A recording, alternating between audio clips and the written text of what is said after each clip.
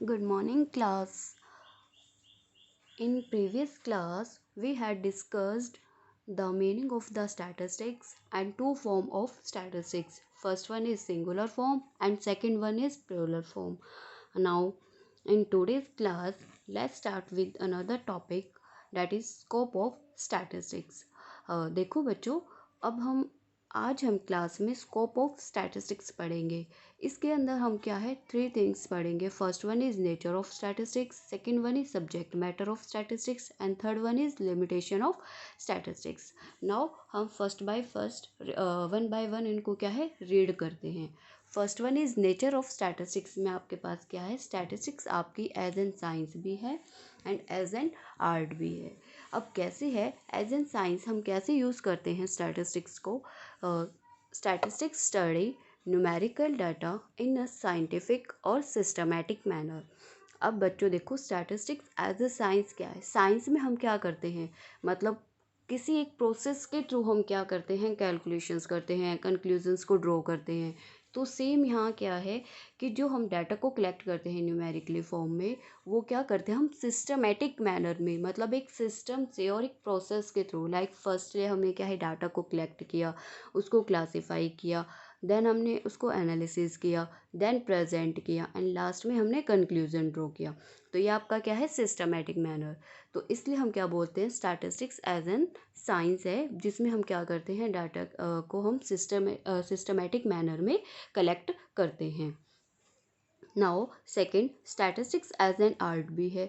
वो कैसे है, क्योंकि स्टैटिस्टिक्स रिलेट होती है क्वांटिटेटिव डाटा। क्वांटिटेटिव डाटा आपका क्या होता है, जो कि आपका न्यूमेरिकली फॉर्म में होता है, जो कि शो करता है to the real life problems को।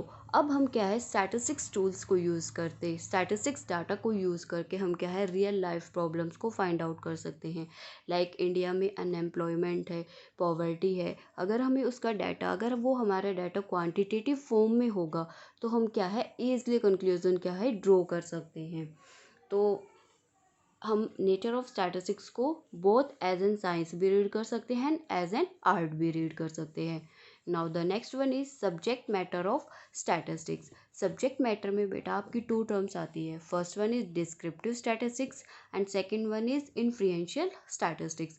अब डिस्क्रिप्टिव स्टैटिस्टिक्स क्या होता है, it refers to those method, इसके अंदर वो मैथड इंक्लूड होते हैं विच आर यूज्ड फॉर, जो यूज़ किए जाते हैं किस लिए, for the collection presentation as well as analysis of data. मतलब डिस्क्रिप्टिव, देखो नाम से ही क्लियर हो रहा है, डिस्क्रिप्टिव मीन्स डिस्क्राइब करना किसी चीज़ को। तो जो हमने डाटा कलेक्ट किया, प्रेजेंट किया और उसको एनालिसिस किया, उसके लिए हम कुछ मेथड यूज़ करके हम क्या है अपने रिजल्ट्स फाइंड आउट करते हैं। फॉर एग्जांपल के लिए लाइक आप मेजरमेंट ऑफ सेंट्रल टेंडेंसी, उसमें आप क्या है लाइक मीन, मोड, मीडियन। तो आप इन डाटा को कलेक्ट करके क्या है ये मेथड यूज़ करके आप रिजल्ट ड्रॉ कर सकते हैं। लाइक आप मेजर ऑफ डिस्पर्जन, डिस्पर्जन के थ्रू आप मीन डेविएशन कितना है, स्टैंडर्ड डेविएशन कितना है, वो आप सब क्या है उससे रिलेटेड डाटा कलेक्ट कर सकते हैं एंड कंक्लूजन ड्रॉ कर सकते हैं। Now second one is influential. Influential statistics में क्या होता है, it refers to all such methods by which conclusions are drawn. अब इसमें क्या होता है, वो सभी मेथड यूज़ होते हैं जिससे हम कंक्लूजन ड्रॉ कर सकते हैं रिलेटिंग टू द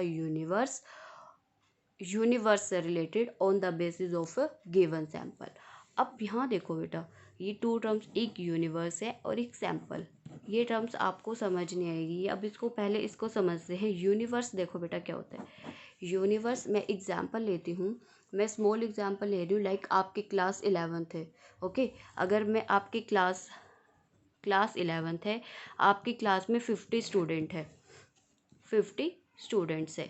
अगर मैं हर एक इंडिविजुअल स्टूडेंट से उसका डाटा कलेक्ट करती हूँ, लाइक उसका वेट कितना है, उसकी हाइट कितनी है, उसकी एज कितनी है, तो अगर मैं इंडिविजुअल स्टूडेंट मतलब 50 के 50 स्टूडेंट से पूछती हूँ तो वो हमारा क्या होता है यूनिवर्स। इट मीन्स यूनिवर्स क्या होता है कि जो कंप्लीट पॉपुलेशन को रिप्रेजेंट करता है।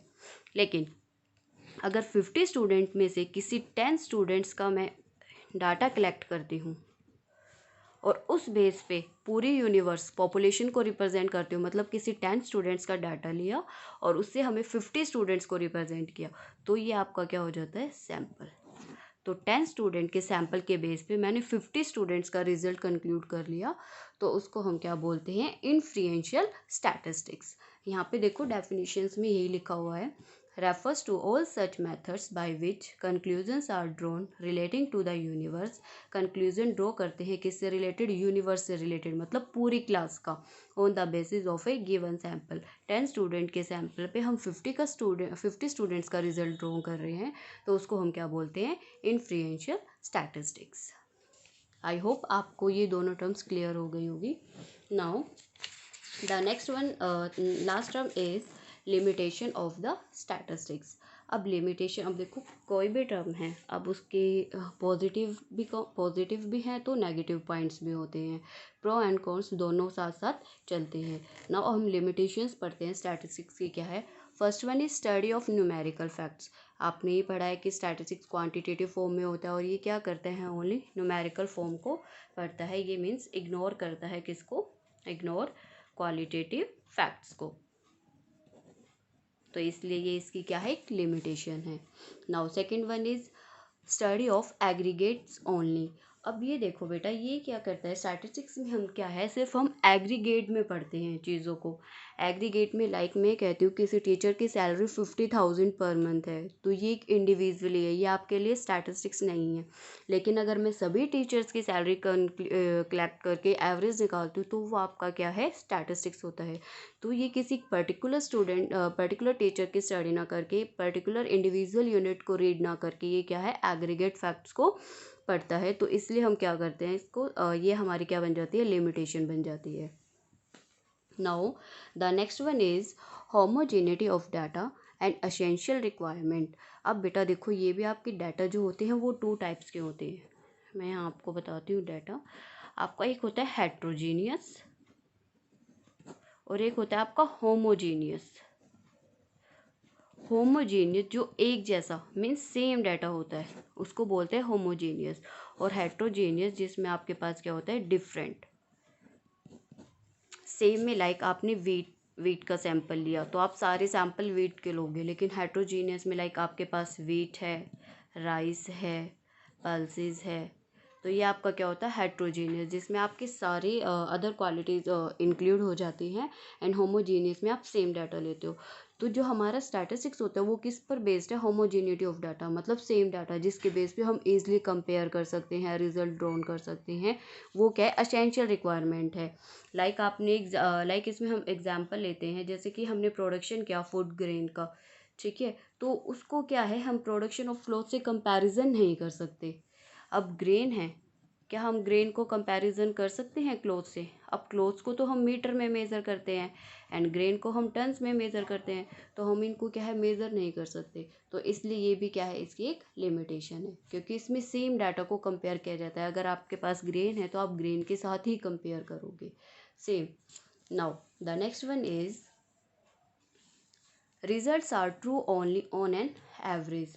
अब देखो स्टैटिस्टिक्स में हम यही पढ़ते हैं कि रिजल्ट्स जो भी ट्रू होंगे वो किसके बेस पर ट्रू होंगे, वो ऑन एन एवरेज होंगे। लेकिन जो ये सिचुएशन है वो हर एक कंडीशन में वैलिड नहीं होती। लाइक अगर मैं कहती हूँ कि एक टीचर की मैंने ऑन एन एवरेज सैलरी निकाली कि वो आ रही है 40,000 ऑन एन एवरेज। अब ये तो नहीं है कि पूरे इंडिया में, मतलब अगर हम डाटा कलेक्ट करते हैं हर एक कंट्री में सभी टीचर्स की सैलरी 40 होंगी, वो कहीं किसी की 50 भी हो सकती है, किसी की 70 भी हो सकती है, किसी की 80 भी हो सकती है। तो ये जो रिजल्ट होते हैं वो ऑन एन एवरेज ट्रू होते हैं, लेकिन रियल में वो ट्रू नहीं होते। तो इसलिए ये आपकी क्या है, एक लिमिटेशन है।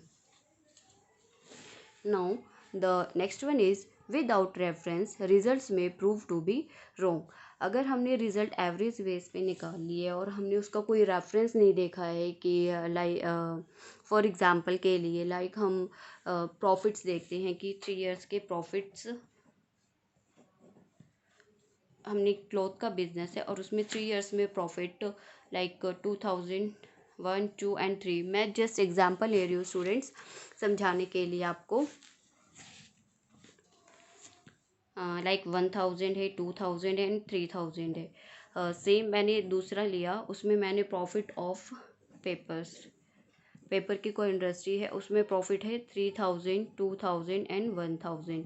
अब देखो बेटा, ये आपका 6000, ये भी 6000 एंड ऑन एन एवरेज भी निकालोगे तो आपका 3000 इसका आएगा एंड 3000 ही इसका आएगा।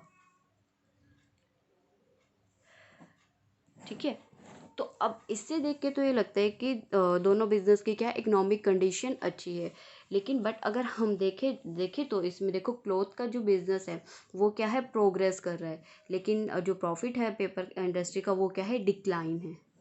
लेकिन यहाँ क्या है, ये प्रोग्रेस।